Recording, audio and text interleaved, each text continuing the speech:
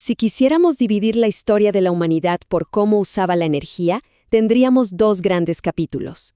Primero, la era orgánica, movida por la fuerza de los músculos, el viento y el agua. Y luego, la era mineral. El punto de inflexión, el momento exacto que encendió la mecha de la revolución industrial, gira en torno a un solo hombre, James Watt. Ojo, él no inventó la máquina de vapor, pero la llevó a un nivel de perfección tal que literalmente cambió el mundo. Su impacto es tan, pero tan profundo que su propio apellido se convirtió en la unidad universal para medir la potencia. Sí, cada vez que vemos la palabra Watt en un foco, su legado está ahí, recordándonos cómo un solo individuo pudo redefinir por completo nuestra relación con la energía. Para entender bien su historia, vamos a seguir este camino. Veremos cómo se formó. ¿Cuál fue ese chispazo de genialidad que lo cambió todo? Los años difíciles que casi lo hacen abandonar.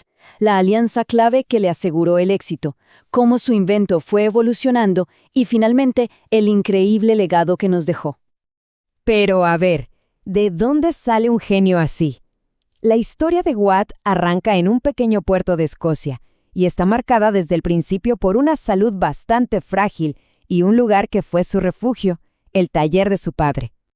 James Watt nace en 1736 y, curiosamente, su mala salud terminó siendo casi una ventaja.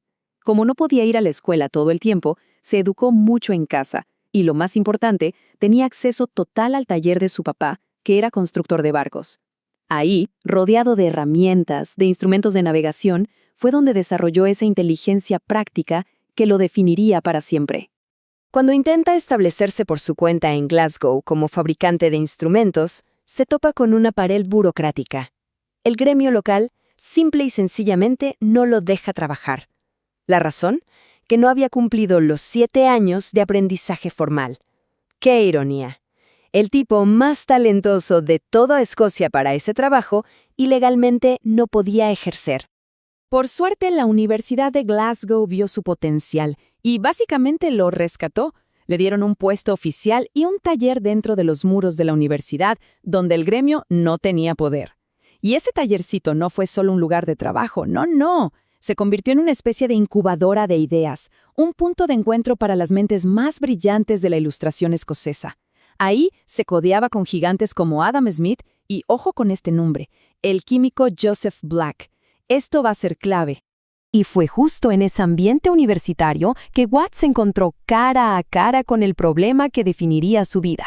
La terrible, la desastrosa ineficiencia de las máquinas de vapor de esa época. La universidad le pidió que reparara un modelo a escala de la máquina de vapor de Newcomen. Watt, con esa mente analítica que tenía, se puso a hacer cálculos y lo que descubrió fue alarmante. La máquina estaba tirando a la basura el 75% de la energía. Imagínense, 3/4 partes de todo el calor se perdían sin hacer absolutamente nada útil. El problema era el diseño en sí. Para crear el vacío necesario, se inyectaba agua fría directamente en el cilindro caliente. Claro, esto lo enfriaba por completo. Entonces, para el siguiente ciclo, la mayor parte del vapor nuevo se gastaba solo en volver a calentar ese mismo cilindro. Era un ciclo sin fin de calentar y enfriar, un desperdicio brutal.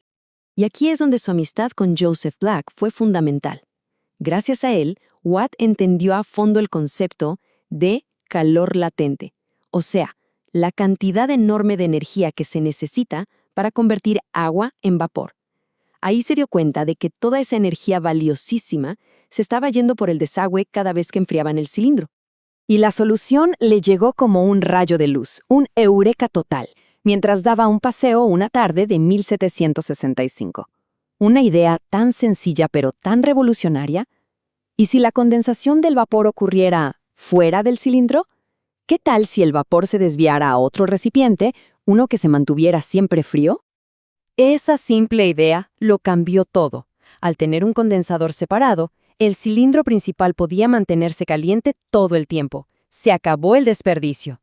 El resultado fue un ahorro de combustible de hasta un 75%. Por primera vez, la energía de vapor se volvía económicamente viable a gran escala. Pero bueno, tener una idea brillante y una patente no te garantiza el éxito. Para Watt, lo que siguió fueron años de una frustración enorme, una época en la que su sueño casi se muere por falta de dinero y de tecnología. Su primer socio financiero se fue a la quiebra, dejándolo completamente sin fondos. Para mantener a su familia, Watt tuvo que guardar su motor en un cajón y trabajar como ingeniero civil. Y era muy bueno, ¿eh? Diseñó canales y puentes con una precisión increíble.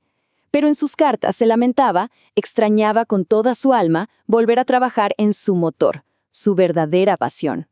El punto de inflexión, el giro de la trama, llegó cuando conoció al hombre que era la pieza que le faltaba, el carismático y visionario industrial Matthew Boulton. Es que Boulton no vio una máquina, él vio el futuro. Su famosa frase lo resume a la perfección. Entendió que lo que Watt había creado no era solo un aparato, sino la capacidad de generar poder ilimitado, en cualquier lugar y en cualquier momento. Su sociedad fue la combinación perfecta.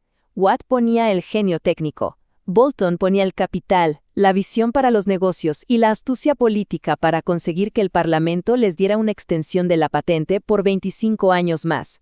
Y, para rematar, encontraron la tecnología que les faltaba, una máquina de John Wilkinson que podía perforar cilindros para cañones con una precisión nunca antes vista. Justo lo que necesitaban. Ya con el respaldo total de Boulton, Watt no se conformó con una máquina que solo bombeaba agua. No, su siguiente gran paso fue convertirla en un motor universal para toda la industria, algo capaz de hacer girar las ruedas de las fábricas. Y lo que siguió fue una cascada de innovaciones espectaculares. Primero, el engranaje de Sol y planeta para crear un movimiento rotatorio continuo. Después, el motor de doble efecto, que duplicó la potencia al aplicar vapor por los dos lados del pistón. Creó también el mecanismo de movimiento paralelo, una solución geométrica tan elegante que era el invento del que Watt se sentía más orgulloso. Y finalmente, el regulador centrífugo, un verdadero cerebro mecánico que hacía que el motor regulara su propia velocidad de forma automática. Con todas estas mejoras, la máquina de Watt estaba completa. Pero su legado va mucho más allá del hierro y el vapor. Se extiende a la ciencia, a los negocios e incluso a nuestro lenguaje de todos los días. Para vender sus máquinas a clientes que usaban caballos, como los dueños de cervecerías o molinos, Watt necesitaba una unidad de medida que ellos entendieran. ¿Qué hizo? Inventó el caballo de fuerza o horsepower.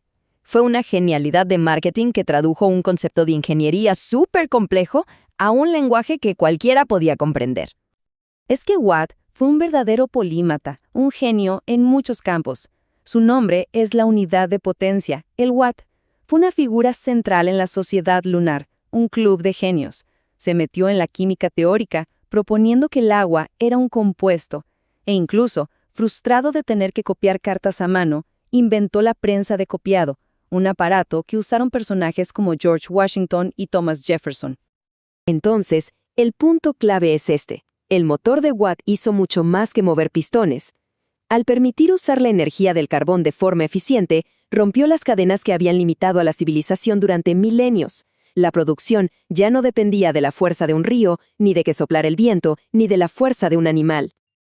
Y esto nos deja con una pregunta final, una pregunta enorme. Su trabajo fue tan transformador que algunos científicos sugieren que marca el verdadero comienzo del Antropoceno, la era en que la actividad humana se convirtió en la fuerza dominante que moldea nuestro planeta.